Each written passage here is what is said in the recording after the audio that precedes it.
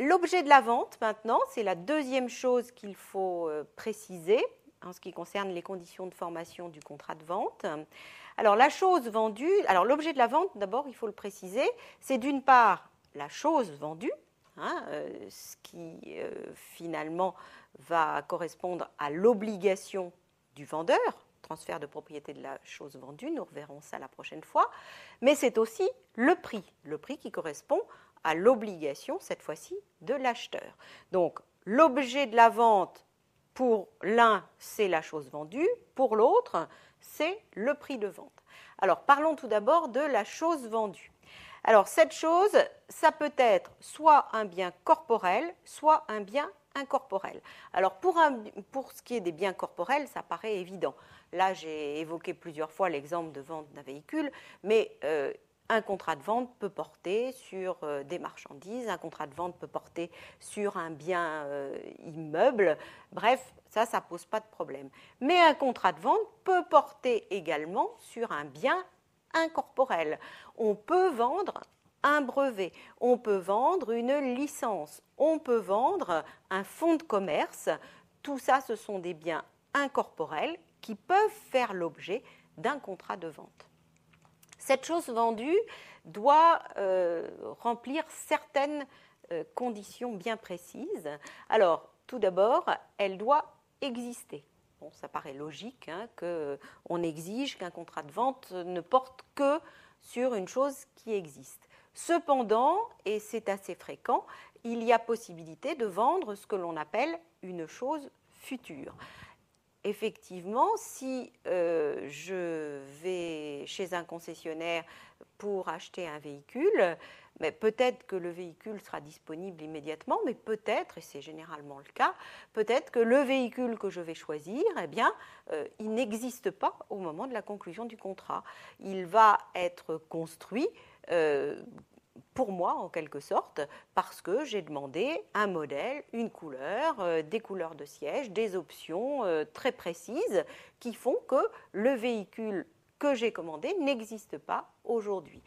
Alors, c'est tout à fait possible de vendre ainsi une chose future. Deuxième condition, la chose vendue doit être dans le commerce. Ça veut dire tout simplement que sa vente doit être autorisée. Il y a des choses qui sont dites hors commerce. Par exemple, le grand classique, c'est les produits du corps humain. Le corps humain, la personne humaine, et les produits du corps humain, c'est hors commerce. Ça ne peut pas faire l'objet d'un contrat de vente. Vous avez les biens du domaine public qui aussi ne peuvent pas être vendus, qui font l'objet de concessions parfois. Vous avez aussi certaines choses qui sont réputées dangereuses et qui, de ce fait, sont déclarées hors commerce. Bon, il y a les stupéfiants, il y a des armes de guerre, etc. Il y a certains produits, donc, que la loi interdit de vendre et qui, donc, ne peuvent pas faire l'objet d'un contrat de vente. Et puis, troisième condition qui paraît assez évidente, le vendeur doit être le propriétaire du bien qu'il vend. En d'autres termes, la vente du bien d'autrui est nulle. Effectivement, je ne peux pas vendre quelque chose qui appartient à une autre personne. Alors, une petite précision tout de même en ce qui concerne cette condition. Il y existe parfois des situations où il y a ce qu'on appelle un démembrement du droit de propriété. Le droit de propriété comprend 3 éléments qui sont l'usus, c'est-à-dire le droit d'utiliser le bien, le fructus, le droit d'en tirer des fruits, par exemple des loyers, et l'abusus, qui est le droit d'en disposer, c'est-à-dire de vendre le bien, de le donner, de le transmettre, voire éventuellement d'ailleurs de détruire le bien en question. Normalement, quand on est propriétaire, on a entre les mains ces 3 éléments, ces 3 prérogatives, usus, fructus et abusus. Mais il y a des situations, notamment liées au droit des successions, où ce droit est, comme on dit, démembré, c'est-à-dire qu'une personne a entre les mains l'usus et le fructus, et une autre personne a l'abusus. Celui qui a l'usus et le fructus, on l'appelle l'usufruitier, et celui qui a uniquement l'abusus, c'est le nu propriétaire. Eh bien, dans ce type de situation, qui est-ce qui peut vendre le bien en question? C'est le nu propriétaire. L'usufruitier ne peut pas vendre le bien dont il a l'usufruit, ce n'est pas possible. C'est le nu propriétaire qui a la possibilité de disposer, donc par exemple de conclure un contrat de vente. Autre condition, la chose vendue doit être déterminée. Alors ça amène à distinguer entre deux types de biens. Si la chose vendue est ce que l'on appelle un corps certain, c'est-à-dire quelque chose qui est individualisé très clairement, eh bien, dans le contrat de vente, donc le véhicule dont je parle depuis tout à l'heure, ça c'est un corps certain, le contrat de vente doit mentionner les caractéristiques précises du bien vendu.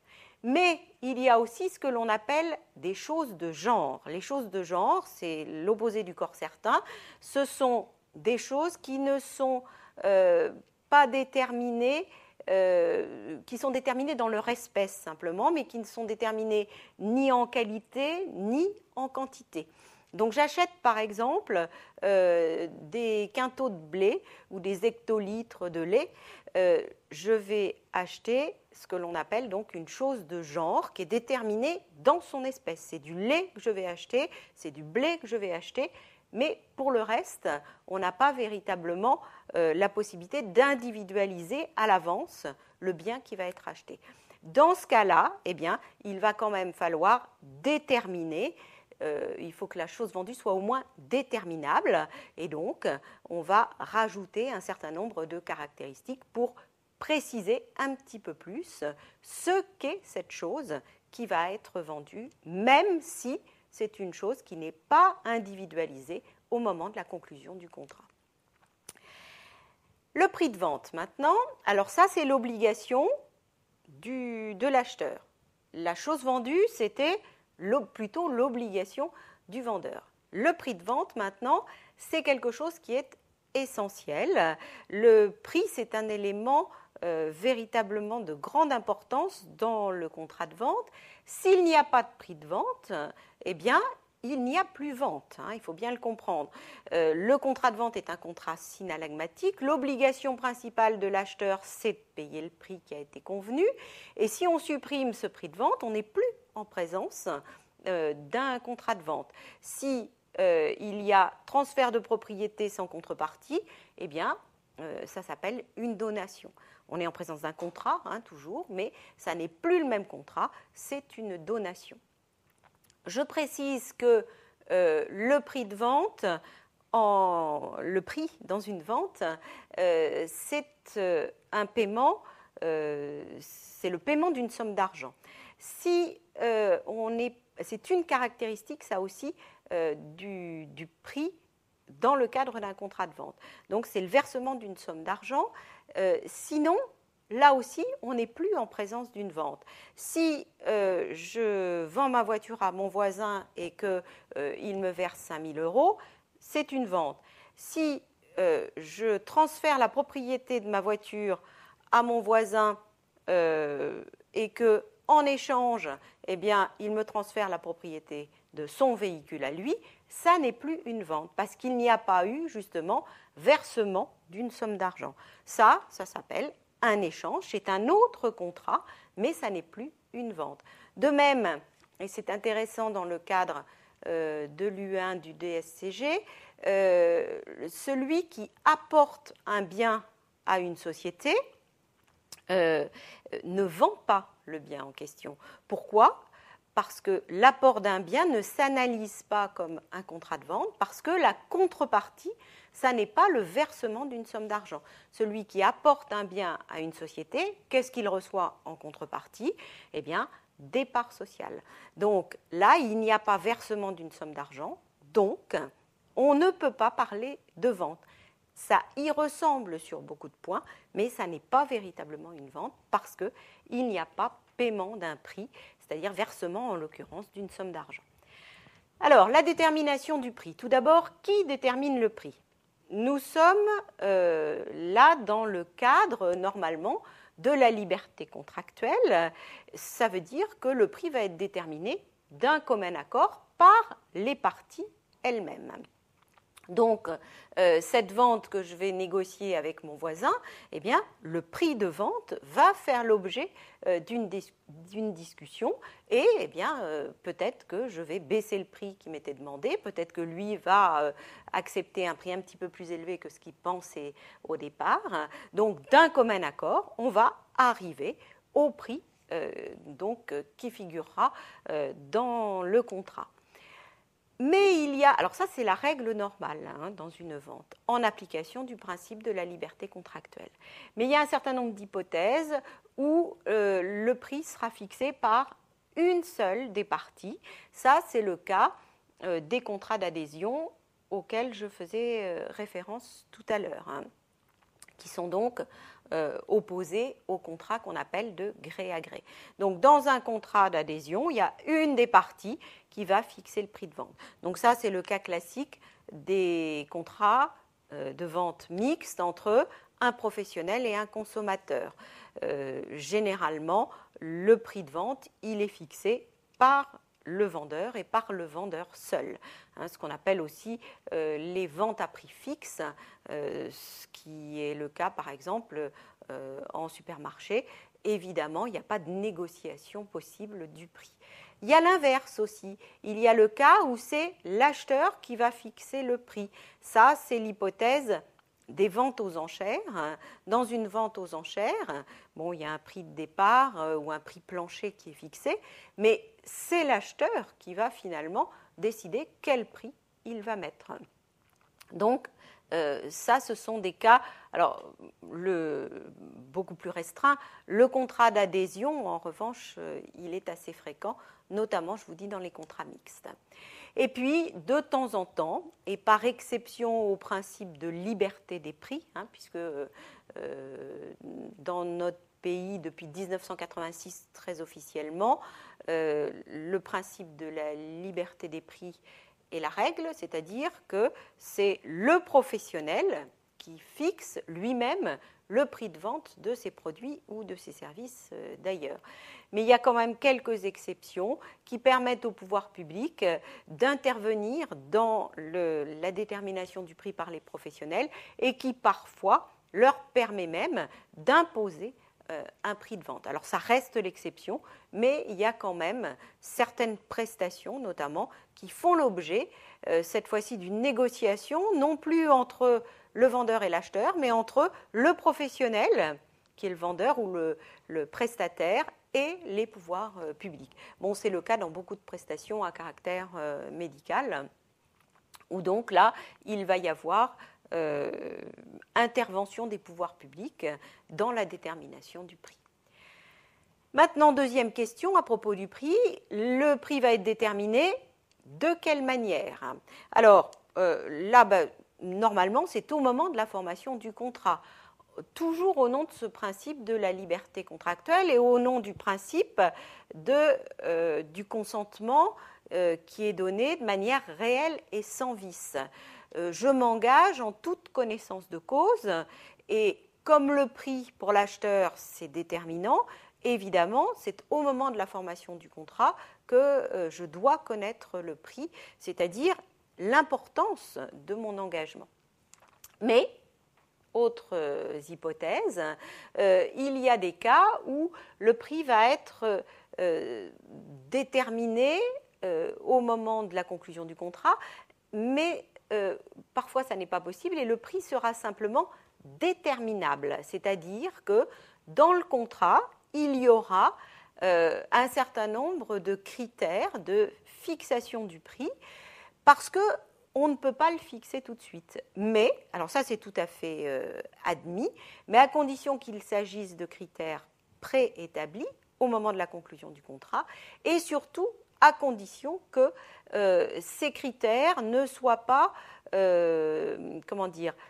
issus de la volonté d'une seule des parties en présence, par exemple du vendeur.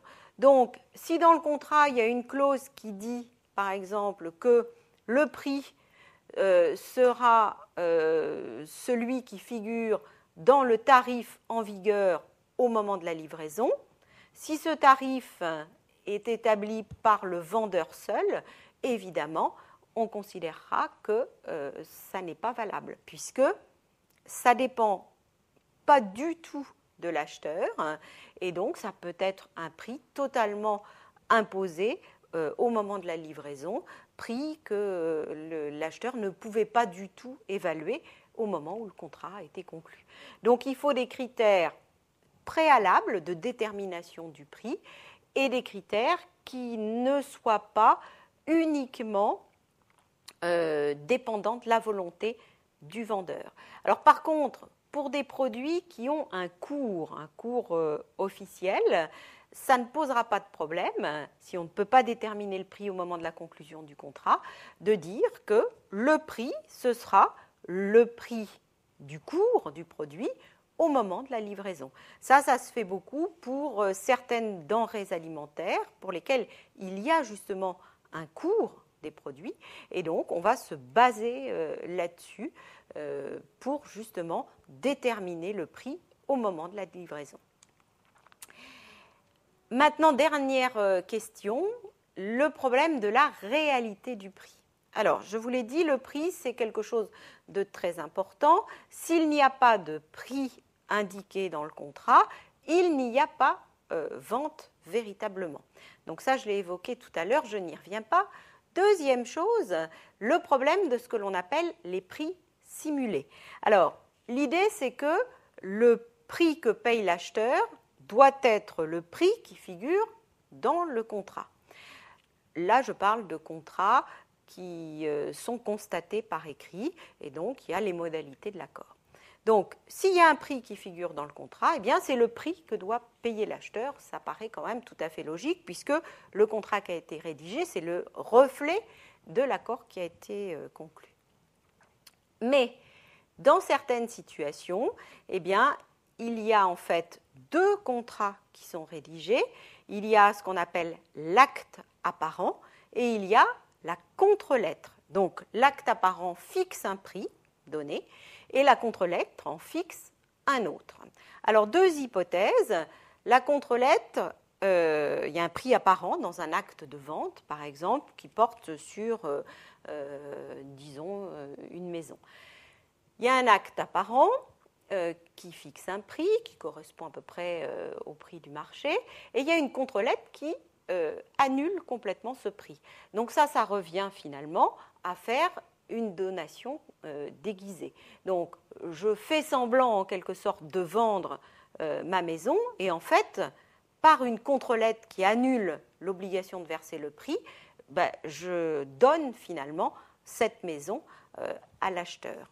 Donc, lorsqu'il y a ce type de situation et que la contre-lettre annule le prix, fait disparaître le prix, à ce moment-là, les tribunaux considèrent que c'est une donation déguisée. Ça, ce sont des choses que l'on voit de temps en temps dans des situations familiales, lorsque des personnes veulent écarter les règles normales de succession, puisque, comme vous le savez, en droit français, il y a des règles de dévolution successorale, et ce sont normalement les enfants qui héritent des parents. C'est-à-dire que des personnes qui ont des enfants n'ont pas la liberté de transmettre leurs biens à qui elles veulent.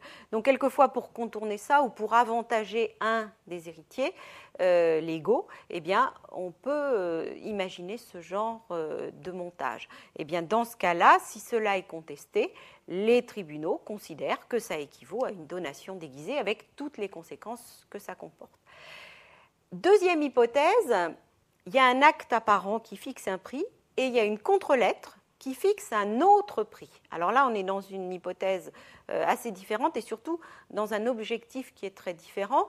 L'objectif à ce moment-là, c'est de dissimuler certaines sommes au fisc. Ça se rencontre essentiellement dans la vente de biens immobiliers. On fixe un prix dans l'acte apparent et on a prévu une contre-lettre dans laquelle le prix va être supérieur. Donc, ça va permettre à l'acheteur de payer moins de droits de mutation, puisque vous le savez, je suppose, lorsque il y a transfert de propriété d'un bien immobilier, notamment dans le cadre d'une vente, il y a versement de droits à l'État. Et ces droits sont versés par l'acheteur. Donc, c'est un pourcentage sur le prix de vente. Et donc, l'intérêt de la contre-lettre, dans ce cas-là, c'est de ne déclarer, en quelque sorte, comme prix de vente, qu'une partie du prix réellement versé. Donc, j'ai un acte où je fais apparaître un prix de, je sais pas moi, 200 000 euros. C'est l'acte apparent. Donc, l'acheteur va payer des droits de mutation sur 200 000 euros. Et en fait, j'ai une contre-lettre à côté qui a été signée entre le vendeur et l'acheteur, où le prix réel va être 400 000 euros, donc le double. Ce qui veut dire que les droits vont être calculés sur 200 000 au lieu des 400 000 qui sont le prix réellement payé par l'acheteur. Donc là, l'acheteur, il fait une économie en quelque sorte de droits sur 200 000 euros. Seulement ça, évidemment, ça n'est pas autorisé par la loi, c'est de la fraude fiscale. Et donc dans ce cas-là, les sanctions, elles sont assez simples. Lorsque ce genre de choses finalement apparaît, eh bien, les tribunaux estiment qu'on se base sur l'acte apparent et on ne donne aucune valeur à la contre-lettre, ce qui veut dire que l'acheteur qui a payé le prix apparent, normalement, n'est pas tenu de payer le complément qui figure dans la contre-lettre. Et c'est pour ça que quand ce genre de choses est prévu, eh bien, le vendeur exige que l'acheteur paye avant que l'on fasse l'acte de vente devant notaire, le complément qui apparaît dans la contre-lettre. Alors, ça, c'est la première sanction, on va dire, civile, mais il y a aussi des sanctions fiscales, puisque si là, il y a eu dissimulation dans mon exemple de 200 000 euros et de tous les droits calculés sur 200 000 euros, eh bien, évidemment, il va y avoir un redressement, c'est-à-dire obligation de payer ce que l'on aurait dû, avec des pénalités, bien sûr. Et puis, en plus, il y aura des sanctions pénales, puisque ça, c'est constitutif d'une infraction. Voilà, donc c'est pour ça que cette question du prix de vente est relativement importante et en pratique, ce genre de situation n'est pas rare.